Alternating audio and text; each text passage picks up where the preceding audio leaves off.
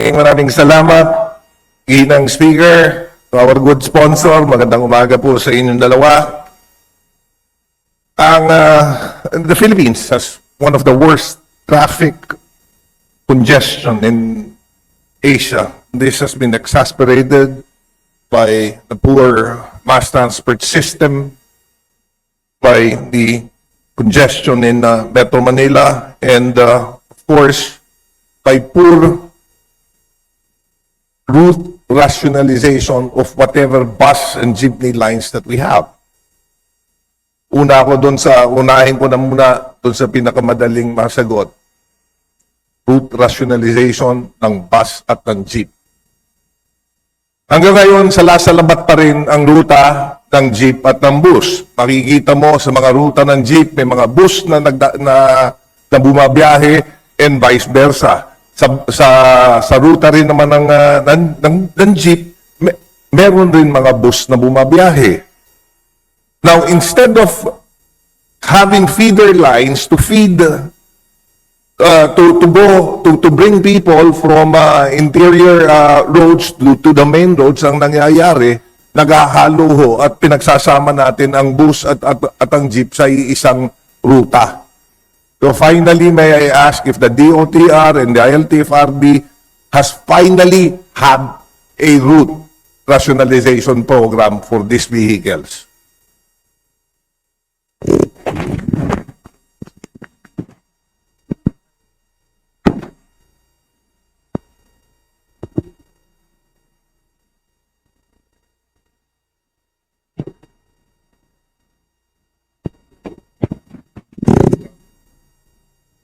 Madam Speaker, dear colleague, the agency, the department has already tapped the BUSEP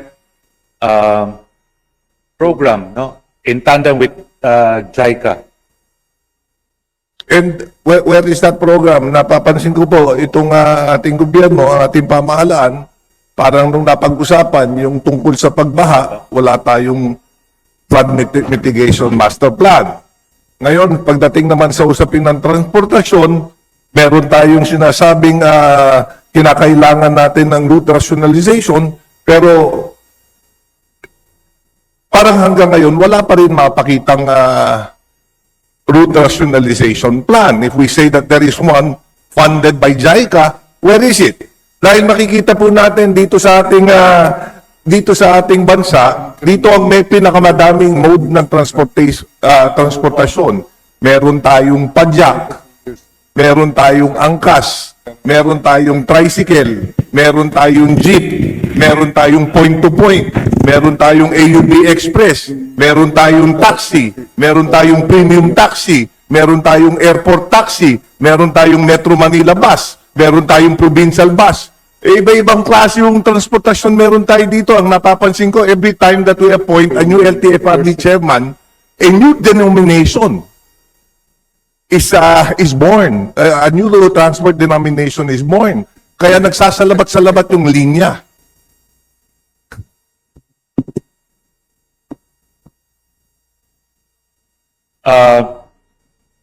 There is an existing route rationalization study in tandem with LTFRB, DOTR, and JICA for Metro Manila and its adjoining areas. In fact, it has a proposed budget of 200 million pesos.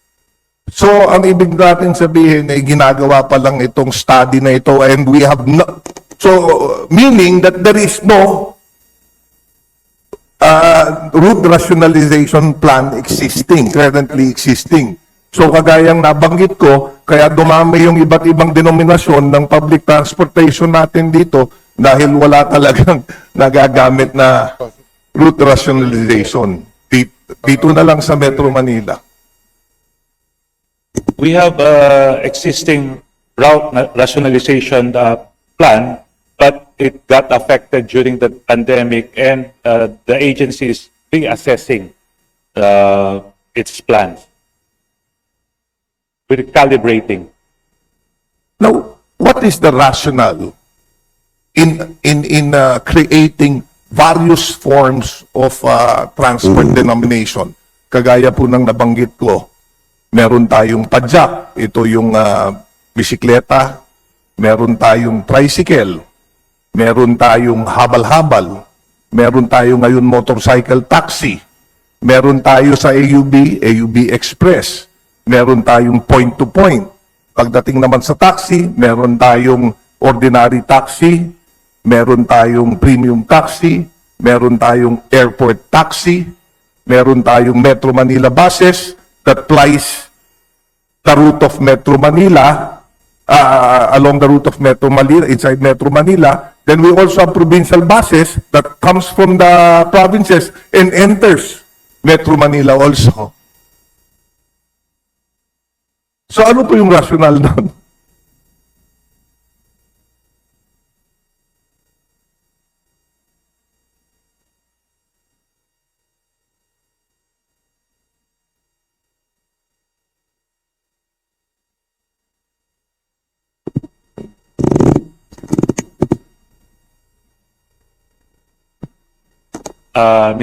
Madam Speaker, dear colleague, the tricycle and the padjak, ang nagre-regulate po niyan is the LGU. And other denominations have been existing since the 1990s. Except for PNBS and taxis. MC taxis. Well, it's true, Madam Speaker, Mr. Sponsor, it's true that yung padjak at saka yung tricycle is being regulated by the LGU, pero yung motorcycle taxi is being regulated by the LTFRB. In fact, ang naging problema sa motorcycle taxi kanina, nabanggit ni Congressman Egay Erice about the problems being encountered by lack of training of motorcycle drivers and the need to properly educate these riders. Dahil ito, hindi lang sila ang nakasakay sa motor, kumukuha ito ng pasahero at ito'y fine-ferry, pinadala sa kanilang destinasyon, which according to both sinabi ni Congressman Egay Erice at ni I believe Congresswoman Ko, they cited the increase in the number of accidents just because of the proliferation of motorcycles without the lack of proper training. And din po yung problema na without having regulations in place, pinayagan natin na dumami ng dumami yung motorcycle taxi. The same thing happened nung pinayagan natin yung TNBS. Without regulations, hinayaan natin bumiyahe, pero by the time na gusto na nating i-regulate, hindi na natin kayang i-regulate dahil sa sobrang dami na. At ang sinisigaw na, kawawa naman yung mawawalan ng trabaho pagka ito'y ni-regulate, inimpose na natin ang regulation. So, I just want to understand why the same problem keeps on repeating. Parang hindi tayo natututo doon sa mga problema which we have previously encountered in the past. Madam Speaker, dear colleague, the motorcycle taxi is being regulated by the House of Representatives. It's a pilot program during the 19th Congress, and the department is already preparing a department order to regulating the motorcycle taxi. I think it will be up and coming this month of October of this year. Well, Madam Speaker, sponsor, yung sa akin lang is just a reminder that we have to, if we want to find a solution, not only the transportation problem which is being encountered by our fellow Filipinos, but also to try to solve the traffic congestion which is currently happening, we have to rationalize and come up with an existing program for this. Now, dadako na po ako sa ating rail transport program naman. For 2026, the rail transport program is set to receive the highest budget among the DOTR's programs at 124.2 billion pesos. Given the track record of delays being encountered by the DOTR in the implementation of the rail transport program or systems in place, how do we intend to utilize the 124.2 billion?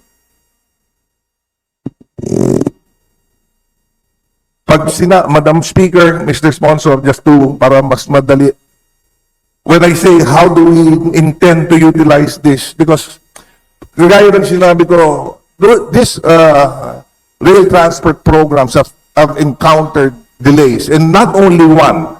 There has been delays in the MRT Line 3 rehabilitation, the North-South Commuter Railway System, the Metro Manila Subway Project Phase 1, LRT Line 2 Extension Program, and the LRT Line 1 Cavite Extension Programs. All of these have suffered delays. Pwede bang malaman ano po yung current status nitong mga linyang ito? We can start with MRT Line 3 rehabilitation.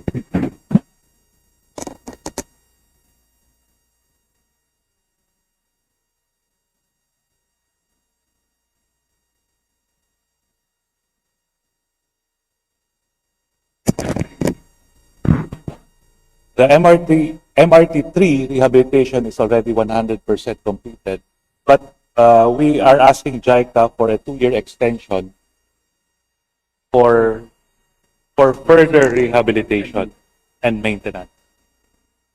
Okay, when we say that MRT Line 3 is 100% completed, may I know ilan na pugon o ilan train na po ang tumatakbo dito sa linyang ito?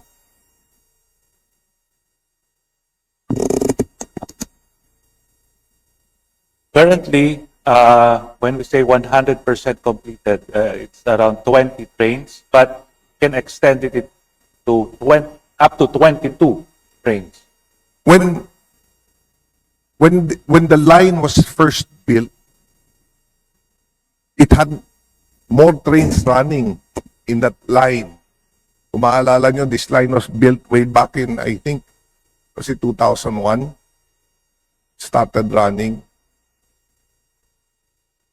Saan po natin pinapatakbo yung Dalian train? Same route. The same route. There are 48 Dalian trains that we purchased. Among the 48 Dalian trains, how many are running on this route? There are 9 trains. Out of 48. Then we cannot say it's 100% complete dahil wala tayong gagawin dun sa track kung wala rin train na tumatakbo. When will the balance of the 48 be running? After by 2026. By 2027. 26. So in 2 years, mapapatakbo na po natin lahat ng... By 2026, dear colleague. Next year. Yes. So next year, from the 9 trains currently running, meron tayong mapapatakbong 39, the balance. Is that realistic? Sa tagal natin tinatakbo yung ibang train? Tama po yan, dear colleague. 9 by the end of the year and another 39 by next year. By next year. Okay. Now, the North-South Commuter Railway System, ano na po yung status nito? Parang nadaanan ko ito, actually, naliparan namin to. Hinahanap ko yung mga gumagawa. Parang nabawasan na yung gumagawa, and at the rate that they're constructing, when do we intend to finish the North-South Commuter Railway System?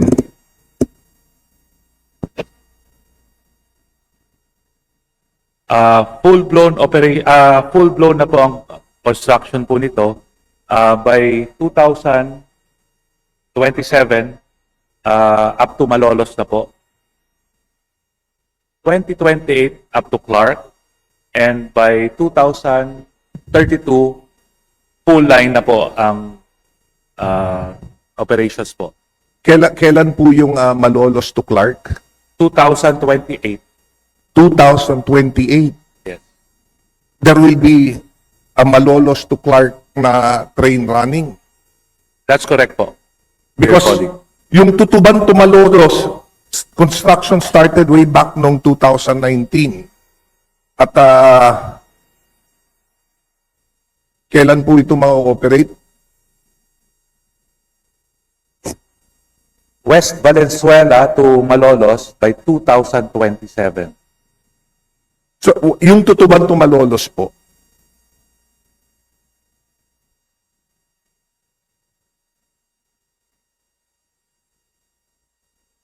May konting gap po dito sa West Valenzuela to Malolos. Tututuban, sorry. So, by 2030, may gap in between. so wala pa hong train na Walang going straight. May portion lang. West, so walang going straight. So walang patutunguhan yung train. meron at a certain point. From which point to what point, Madam Speaker, Mr. Sport? West Valenzuela to Clark. West Valenzuela to Clark, ito will run 2028. Yes, that's right. What about yung Tutuban to Malolos to Valenzuela? Wasn't it the first portion to have started construction because it started 2019?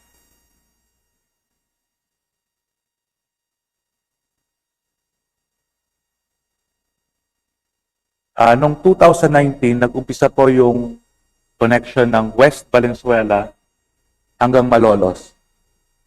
So hindi yung Tutuban? As indicated in Hindi pa po nag-start yung balance. Yung Tutuban to West Valenzuela, hindi pa po nag-start. hindi pa nag-start. But that was the first portion that, according to data, yun dapat yung unang nasimulan way back in 2019. In fact, sinabi there will be partial operation in 2024. So, hindi natuloy yun. Opo. But we are confident na yung Valenzuela to Clark sa 2028 in the next 3 years, mapapatakbo natin, which is a longer line. Yes, tama po. Dahil po sa right-of-way, dahil nasa center po ng syudad, mas mahirap po yung mga right-of-way concerns. Oh. Madam Speaker, ginong sponsor, kaya ako naitanong to because, the delays in the implementation of the, Malolos to Clark segment alone of the north to south commuter railway has already led to the accumulation of commitment fees of around 6.5 million US dollars dahil sa delay natin. In fact, yung south segment naman has likewise incurred commitment fee penalties amounting to 5.2 million naman. So every time that we delay in our target, bukod sa hindi na natin nagagamit yung train, nagbabayad pa tayo. So baka maubos itong budget na inaalat natin dahil lang sa kababayad ng penalty. Madam Speaker, dear colleague, tama po yan. Kaya we are fast-tracking yung pagbili po ng mga right-of-way, pag-aayos po ng right-of-way dahil we're running out of time. Madam Speaker, ginong sponsor, just for a future reference, hindi ba dapat bago natin plinano yung linya, binili na muna natin, sinecure na muna natin yung road right-of-way, hindi yung tinayo natin, tsaka natin binibili on hindsight yung dadaanan ng train. Dahil kung binili natin muna yung right-of-way, hindi tayo mag-i-incur ng delay. Madam Speaker, dear colleague, that's like chicken or the egg. So, hindi po tama po yan na dapat unahin yung right of way, pero sa foreign counterpart naman, iniisip rin naman nila na kailangan may sapat na, bago mag-release ng loan, may sapat na right of way na po yun. Yes. Bago mag-release, Madam Speaker, ginong sponsor, as you mentioned, bago mag-release ng loan, dapat may sapat na right of way. Then we should have acquired the road right of way first. Di ba? Parang kung bibili ako ng bahay, kailangan maituro ko muna kung ano yung bahay na bibiling ko bago ako mangutang. Dahil kung mangungutang ako na wala pang bahay, I will end up paying interest on that particular loan, kasi tsaka pa lang ako maghahanap ng bahay.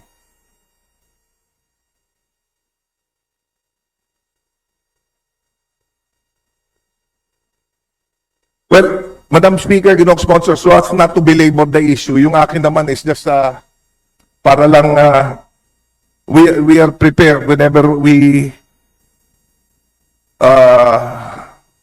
do certain plannings. Madam Speaker, Ginoong Sponsor, kanina natuwa ako dahil nabanggit na rin at napangunahan na rin ng ating kasamahan si Congresswoman Ko yung issue with regards to the vehicle the vehicle modernization program of our government. There are around 240 to 250,000 jeepneys in the Philippines. And the government aims to replace majority of the country's traditional jeepneys with modern, eco-friendly jeepneys. Kaisa ako dito sa layunin na ito dahil talaga namang kailangan na ma-modernize natin ito. This modernization program was first launched way back in 2017. May I know the status of the modernization program?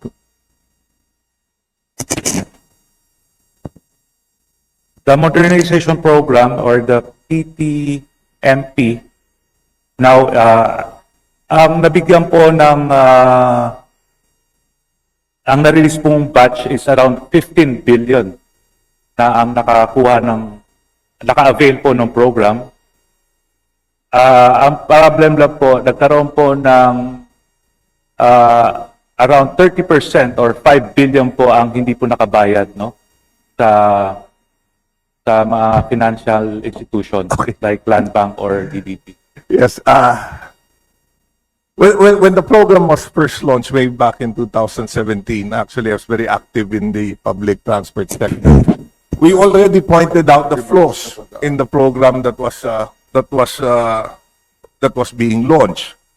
Unang-unang naging problema niyan nung nilaunch itong transport vehicle modernization, yung jeepney modernization program, the DOTR set a deadline kung saan lahat ng mga traditional jeepney ay hihinto sa pagbiyahe at kailangan mapalitan na ng bago. In fact, if I remember correctly, Secretary Art Tugade wanted to implement this modernization program, full implementation, before he stepped down, which was parang highly improbable and not realistic, given that if we have 250,000 jeepneys, saan ko kukunin yung pamalit ng jeep? So ano ngayon po yung, well, that was the first problem. So I want to know, may deadline ba tayong sinet for yung conversion ng traditional jeepneys to the modern jeepneys? O ang goal pa rin natin, one time, big time, na magsiset tayo 2030. Kailangan lahat ng mga traditional jeep hihinto ng biyahe at papalitan ng bago? Or have we modified it and learned from past mistakes? Madam Speaker, dear colleague, there is no deadline being set. Now, wala ng deadline. Kasi dati may deadline eh. Then how do we implement the transition from traditional to modern?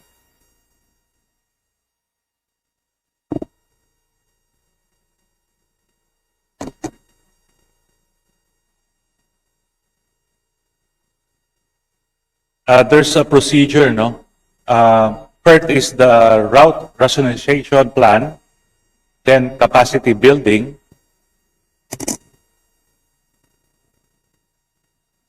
First, then fleet management, and the fleet modernization program. That's the last stage. okay. So, Madam Speaker, ginong sponsor, ang unang sinabi niyo, route rationalization plan. But as you mentioned, 2 years. wala pa yung route rationalization plan, but we are already Ongoing. There's an ongoing study already. Ongoing study, but wala pang existing. Ongoing study pa lang. But we're already implementing the program. Meron ng mga modern jeeps na bumabiyahe. So kung wala pang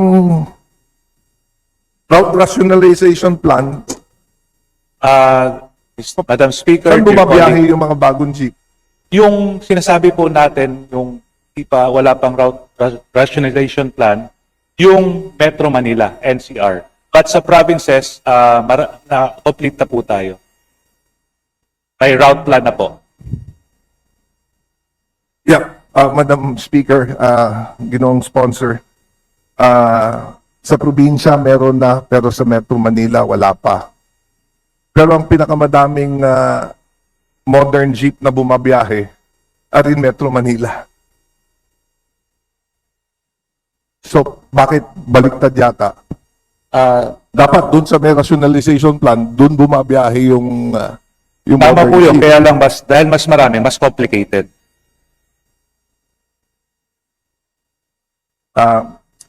There is a requirement of the jeepney drivers to cooperativize. In fact, this was required by both the DOTR and the TFRB. Yung pagko-cooperativize ba ho ng ating mga traditional jeepneys are still in place for them to be able to shift to yung modern jeep? Yes, Madam Speaker, dear colleague, isa po yan sa importanteng na part of the transport cooperative. Madam Speaker, ginong sponsor, what is the reason? What is the rationale for this, for the need to cooperativize? We have to understand most of the jeepney operators and the driver walang masyadong kapital. So I understand, kaya gustong pagsamasamahin yung mga jeepney drivers at operator para makakuha sila ng loan, magrantan sila ng loan na pambili ng jeep. In fact, when this was first launched, ganun yung ginawa para dun sa mga ibang operators at driver. And as you mentioned, dun sa 15 billion na nirelease, 5 billion hindi nakapagbayad. Alam nyo bakit ang naging problema nila when they were forced to cooperativize? Nagkatakbuhan ng pera yung mga driver. Ibig sabihin, yung mga iba, naghuhulog, pambayad. They were grouped together. Kunyari, they were grouped, for example, they were grouped in 15. Doon sa 15, may 5 nagbabayad, may 10 na hindi nagbabayad. So, sino ngayon ang hihilahan nung jeep?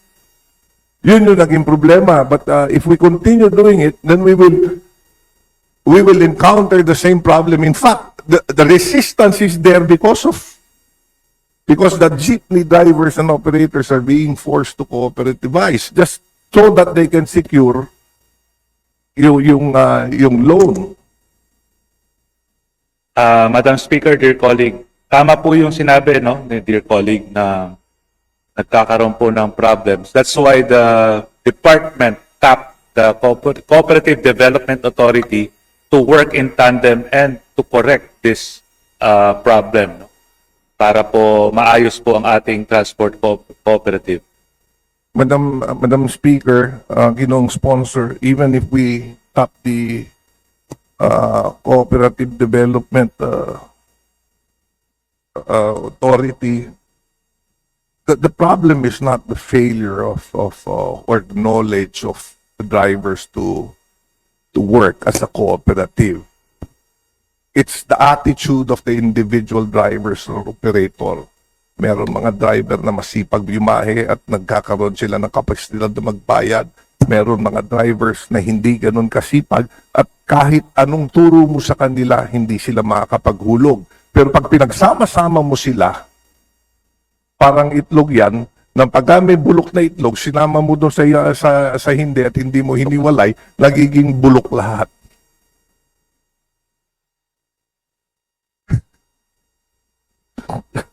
So, I hope we could, Madam Speaker, kinong sponsor, I hope we could revisit the policy. As I mentioned, I fully agree that we need to modernize our transport system, including the jeepneys. But we have to come up with a more realistic approach. Maybe it's better to understand how the industry works. Because if we keep on coming up with policies without knowing how the industry works, then we will end up killing the industry. The same thing happened to the taxi industry. Kung mapapansin nyo, mas konti na yung taxing bumabiyahe ngayon. Konting panahon na lang, mamamatay na yung taxi because we introduced so many denominations, so many regulations, which made it very difficult for Gentle both the reminder. drivers and operators to fly the route. Madam, Gentle reminder to our distinguished colleague, please. thank you. Wind Madam Speaker, sa akin and sa ating good sponsor. Well, I want the program of the government to succeed. I want to see public transport modernized for the convenience of the riding public. I want to see a good mass railway system being operationalized in this country. But if we want this to happen, then we have to do it properly. And I hope that that we learn from past mistakes and not continue repeating mistakes that that we have made in the past. Maraming salamat po, Madam Speaker, at sa ating ginong sponsor. Thank you very much. Majority Leader.